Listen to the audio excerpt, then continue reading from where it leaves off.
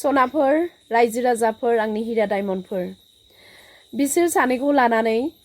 गोबाङानो गोबां लामाथिं बाथ्रा बुंदों आरोना गोबां वेजों बुंदों सोरबाया बुंदों बहुत रां रुफा थाखा फैसा थाब्लानो मोजां हिनजाव मोनो सोरबाया बुंदों बेबायदि जाम्बा हौवाखौ खिंख्रा खिंख्रि जालायनाय बेबायदि हौवाखौ लानानै माबायदि संसार जागोन सिन्था जादों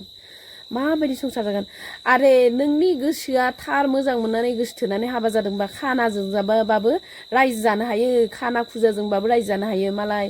गोसो गोरबोजों अननानै मोजां मोननानै बेखौ एक्सेप्ट खालामदों बे आइजोनि गोसो गोरबोखौ बिनि गोसोआदि लैथोमा बायदि गुवार बेखौ सिलुट खालामनांगौ सिलुट रायजो राजाफोर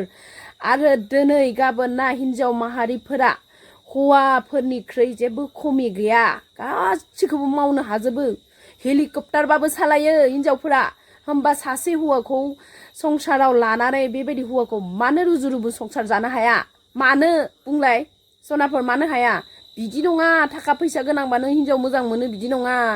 गोसो गोरबोजों गनायाबा रावबो हाबा जाया खरर थाखा जाबाबो जाया आंनि बायदिबा नोंथांमोना मा सानो कमेन्ट खालामनानै फोरमायनो हागोन।